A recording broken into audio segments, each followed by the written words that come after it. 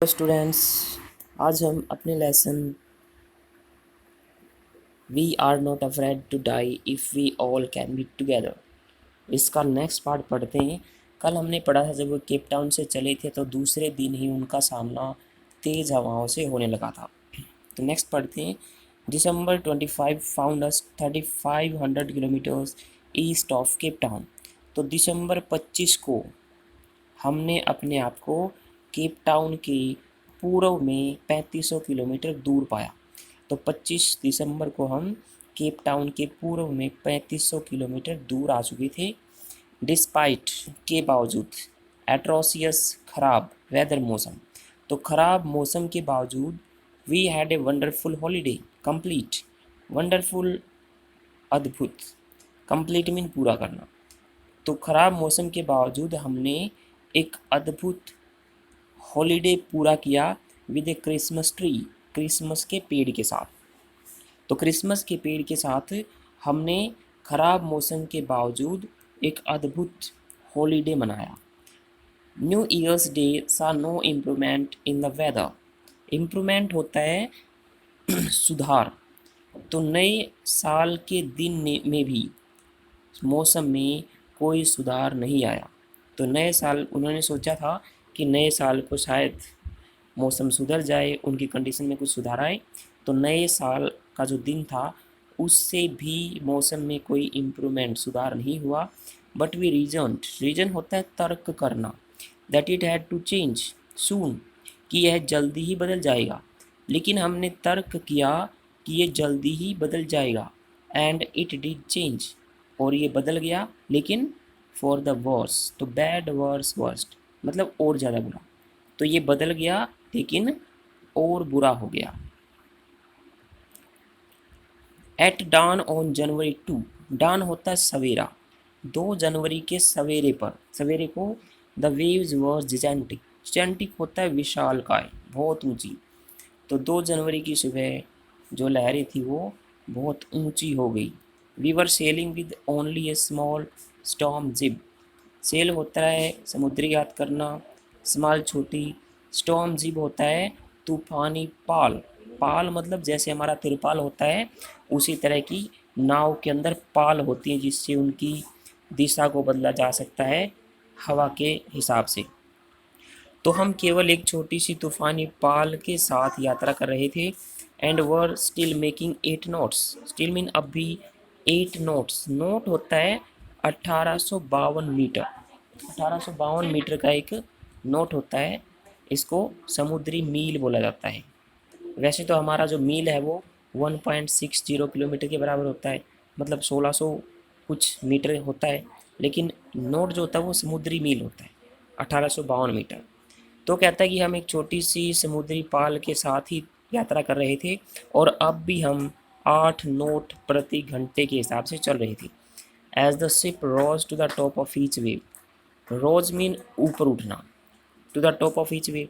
तो जैसे ही जहाज प्रत्येक लहर के लिए ऊपर उठता, उसके बिल्कुल ऊपर जाता, we could see endless enormous sea, endless अंतहीन, एनॉर्मस विशाल, रोलिंग टुवर्ड्स है, रोल मीन उफनना। तो जैसे ही हमारा जहाज प्रत्येक लहर के ऊपर जाकर उठता तो हम अंतहीन विशाल समंदर को अपनी तरफ उमड़ते हुए उफनते हुए देख सकते थे। And the screaming of the wind and sprays was painful to the ears. Scream होता है चीख, मतलब आवाज़, ऑफ द विंड हवा की, एंड स्प्रे, स्प्रे होता है फुहार, was painful to the ears. तो कहता है कि हम जब भी हमारा जहाज़ लहर के ऊपर चढ़ता तो हम विशाल समंदर को उमड़ते हुए देख सकते थे, और हवाओं की जो चीख थी और पानी की जो बौछारें थी वो हमारे कानों के लिए दुखदायक थी, पेनफुल थी। To slow the boat down, slow down mean धीमा करना। बोट को धीमा करने के लिए we drop the storm jib, drop mean गिरा देना। तो बोट को धीमा करने के लिए हमने तूफानी पाल को नीचे गिरा दिया, मतलब उसको लहरा दिया।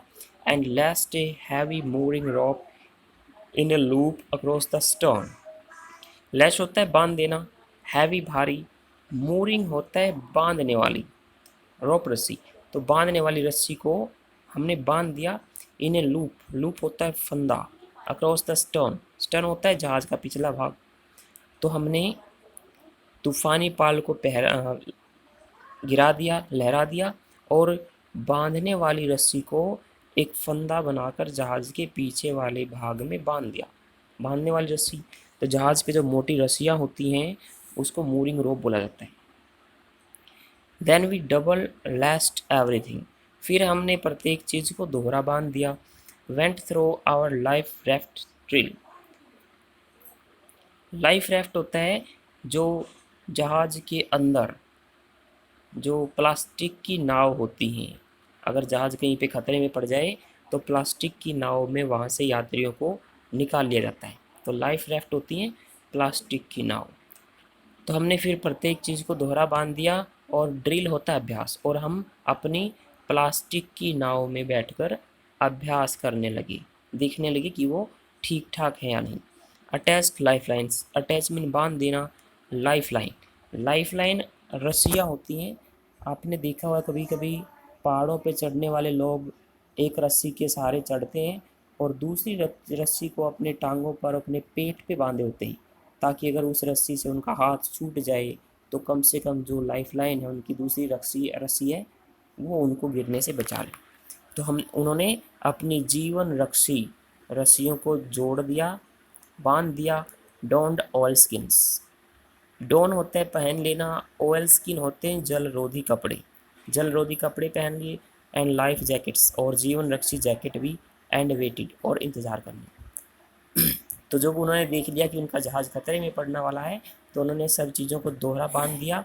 फिर उन्होंने प्लास्टिक की नाव में जाकर उनका निरीक्षण किया, अपनी लाइफ लाइन जीवन रक्षी रस्सियों को बांध दिया, जलरोधी कपड़े पहन लिए और जीवन रक्षी जैकेट पहन ली, और फिर वो इंतज़ार करने लगी। The first indication of impending disaster came at about 6 PM। Indication संकेत, इम्पेंडिंग आने वाला, डिजास्टर विपत्ति आपदा। तो आने वाली विपत्ति का पहला संकेत लगभग शाम को 6 बजे आया। मतलब जो आपत्ति आने वाली थी उनके ऊपर, अब उनके संकेत, पहला संकेत 6 बजे आया था। With an ominous silence, ominous होता है अशुभ, एक अशुभ शांति के साथ ये संकेत आया था। The wind dropped, drop mean रुक जाना, हवा रुक गई। And the sky immediately grew dark, immediately तुरंत, और आसमान तुरंत ही काला हो गया। Then came a growing roar, growing mean दहाड़ती हुई, रोर मीन दहाड़ी होती है। तो यहाँ पे ग्रोइंग का मतलब गरजती ही लगा लेते हैं। तो फिर एक गरजती हुई दहाड़ आई। And an enormous cloud towards aft of the ship, enormous विशालकाय, क्लाउड बादल। टावर्ड, टावर होता है खड़े हो जाना, एफ्ट होता है बिहाइंड, पीछे ऑफ द शिप। फिर एक गरजती हुई दहाड़ आई और एक विशालकाय बादल जहाज के पीछे वाले हिस्से में खड़ा हो गया। मतलब जहाज के पीछे वाले हिस्से में उन्होंने देखा कि एक विशालकाय बादल बन गया था। विद हॉरर, भय से, आई रियलाइज्ड, मैंने महसूस किया, that it was not a cloud, तो भय से मैंने महसूस किया कि यह बादल नहीं था, बट ए वेव, बल्कि एक लहर थी। लाइक नो अदर, जिसके जैसी दूसरी कोई नहीं थी। I had ever seen, ever mean कभी, जो मैंने कभी देखी हो। तो भय के साथ मैंने महसूस किया कि यह बादल नहीं था, बल्कि एक लहर थी जिसके जैसी मैंने पहले कभी नहीं देखी थी। It appeared perfectly vertical, appear दिखाई देना, परफेक्टली पूरी तरह से, वर्टिकल लंबवत सीधी खड़ी, एंड ऑलमोस्ट लगभग twice the height of the other waves. तो यह पूरी तरह से लंबवत और लगभग पहले वाली लहरों से दुगने साइज की दिखाई दे रही थी। With a frightful breaking crest, frightful भयानक, ब्रेकिंग टूटती हुई, क्रेस्ट होता है चोटी। तो यह पूरी तरह से लंबवत थी और पहले वाली लहरों से लगभग दुगने साइज की थी, और ऐसा लग रहा था जैसे कि एक भयानक चोटी टूट रही हो। मतलब जो हिमशैल होते हैं, बर्फ़ के बड़े बड़े पहाड़ होते हैं, जब उनकी चोटियाँ टूटती हैं बर्फ़ की, तो वो बड़ी भयानक लगती है। तो यही कहती है कि भयानक टूटती हुई चोटी की जैसी वो लग रही थी। तो ये हमारा आज के लिए लेसन था। Thank you.